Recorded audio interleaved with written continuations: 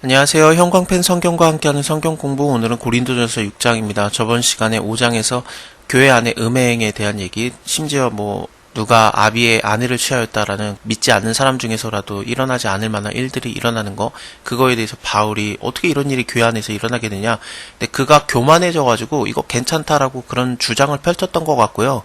그 세력이 모아졌던 것 같아요. 그래서 바울은 너희가 누룩이 없는 자들인데 새 덩이가 되기 위해서 묵은 누룩은 내어버려라. 이런 교만하게 말하는 자들, 이런 사람들에 대한 것을 좀 경계를 했거든요. 이것뿐만 아니라 좀 더 발전을 시켜서 음행이라든지 토색, 우상 숭배하는 것까지도 얘기를 쭉 이어갔었습니다.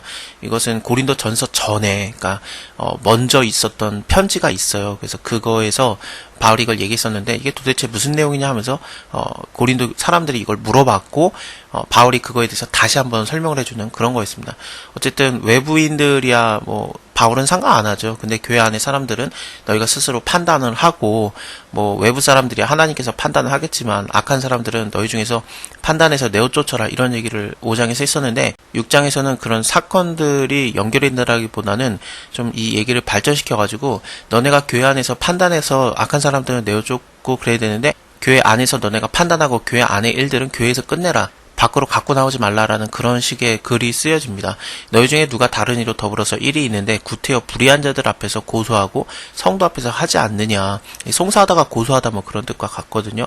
성도가 세상을 판단할 것을 너희가 알지 못하느냐. 세상도 너에게 판단을 받겠거든 지극히 작은 일 판단하기를 감당치 못하겠느냐. 나중에 우리가 부활하면은 온 세상을 심판하는 것으로 같이 일하는 거, 그런 것들이 많이 표현이 되거든요. 마태복음에서도 예수께서 가라사대 내가 진실로 너에게 이르노니 세상이 새롭게 되어서 인자가 자기의 영광의 보좌에 앉을 때에 나를 쫓는 너희도 12보좌에 앉아서 이스라엘 12지파를 심판하리라, 이런 얘기들이 있습니다. 물론 이거는 예수님의 사도들 12사도에게 얘기를 한 거긴 합니다만 어쨌든 믿는 자들이 심판주 되시는 예수님과 함께 그 같은 편에 쓴다라는 거는 너무나도 당연한 거거든요. 그래서 바울이 고린도 교회 사람들에게도 너희도 세상을 판단하는 때가 오게 되는데 니네끼리도 스스로 이게 판단이 감당치 못하겠느냐. 교회 안에서 끝내지 왜 그걸 세상 밖으로 갖고 나와가지고 서로 고소하고 그러느냐는 거죠. 우리가 천사를 판단할 것을 너희가 알지 못하느냐. 그러하거든 하물며 세상 일이랴. 그런즉 너희가 세상 사건이 있을 때 교회에서 경히 여김 받는 자들을 세우느냐. 내가 너희를 부끄럽게 하려고 하여서 이 말을 하노니. 이 4장 14절에서는 내가 너희를 부끄럽게 하려고 이것을 쓰는 것이 아니다. 오직 너희를 내 사랑하는 자녀같이 권하려 하는 것이다 라면서 부끄럽게 하려고 하는 게 없었어요. 근데 여기서는 일부러 너희를 부끄럽게 하려고 내가 이 말을 한다고 하면서 좀 강하게 얘기를 하고 있습니다. 너희 가운데 그 형제 간의 일을 판단할 만한 지혜 있는 자가 이같이 하나도 없느냐. 형제가 형제로 더불어 송사할 뿐더러 믿지 아니하는 자들 앞에서 하느냐. 너희가 피차 송사함으로, 그러니까 서로 그 고소함으로 너희 가운데 이미 완연한 허물이 있나니 차라리 불의를 당하는 것이 낫지 아니하며 차라리 속는 것이 낫지 아니하냐. 그렇게 좀 억울하더라도 좀 불의를 당하더라도 그렇게 끝나는 게 낫지 꼭 갖고 나가가지고 교회 밖에, 세상 밖에 나가가지고 그것을 다 드러낼 필요가 있냐라는 겁니다. 이때 당시에는 공동체에 대한 것들은 거기서 끝내는 경우가 많았어요. 그건 기독교뿐만 아니라 교회뿐만 아니라 그냥 그 고린도 안에 있는 커뮤니티, 사회, 집단 그런 거 있지 않습니까? 그래서 거기서도 그냥 고린도에서 끝내지 그것을 꼭 굳이 갖고 나가가지고 로마까지 가져가거나 그런 것들을 안 하려고 했어요. 그냥 그 동네는 동네에서 끝내고 약간 그런 시스템으로 자리 잡고 있었을 때였거든요. 근데 교회 사람들이 오히려 밖으로 갖고 나갔던 거죠. 너희는 불의를 행하고 속이는구나. 저는 너희의 형제로다. 불의한 자가 하나님의 나라를 유업으로 받지 못할 줄을 알지 못하느냐. 미혹을 받지 말아라. 음란한 자나 우상 숭배하는 자나 간음하는 자나 탐색하는 자나 남색하는 자나.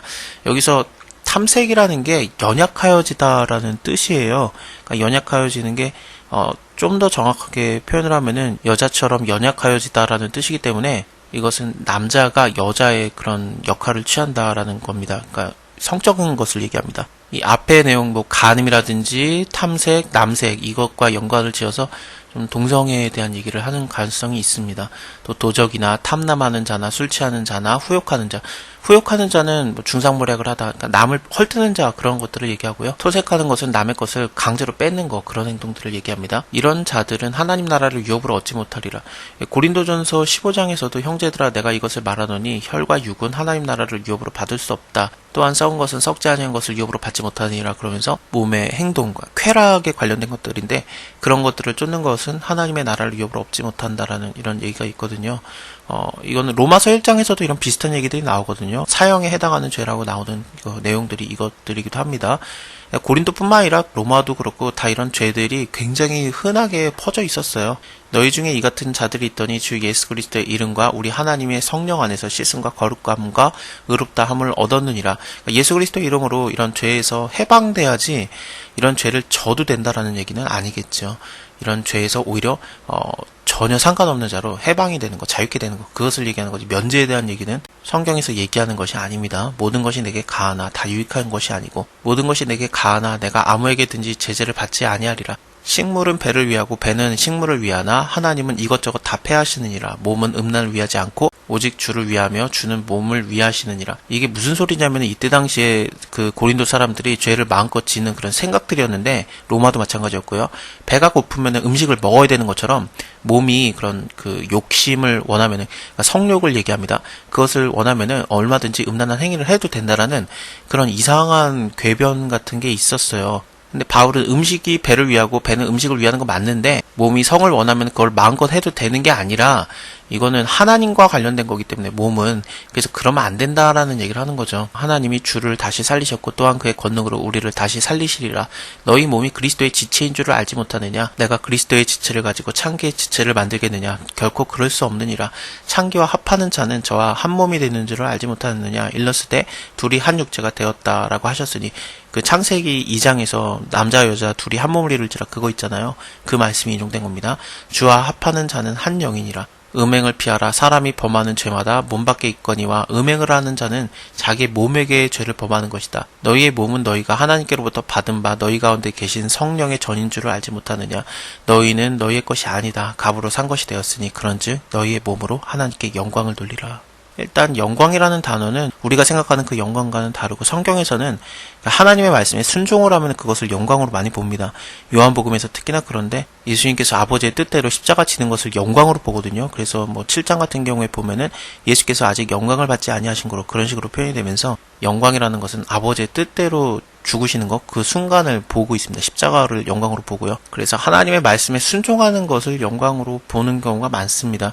제가 그 유튜브에 각 권의 마지막 장마다 예를 들면 뭐 창세기 50장, 뭐 출애굽기 40장 그런 그 끝장에서 제가 가끔 가다가 하나님께 영광을 돌립니다. 그걸 꼭 얘기하는데 아니 뭐 별로 보지도 않는 그런 유튜브 영상 뭐 그게 영광이 되겠냐 그렇게 오해를 하실 수도 있을 것 같은데요. 근데 제가 왜 그렇게 얘기하냐면은 하나님의 말씀에 순종을 하면 그게 영광이라서 그래요. 그래서 하나님이 저한테 시키신 일 그것에 내가 이렇게 하나님의 도움으로 다 했구나 그래서 영광을 돌린다 뭐 그런 식으로 표현을 하거든요. 그렇습니다. 이렇게 우리가 순종함으로써 우리의 몸을 죄에게 던지지 말고 성령이 거하는 전이니까 하나님께서 원하시는 대로 해야 되지 않겠습니까? 오늘은 여기까지 보고요. 다음 시간에 7장에서 남자 여자의 그런 관계에 대해서 어떻게 해야 되는가에 대해서 좀 자세히 보겠습니다. 감사합니다. 다음에 뵐게요.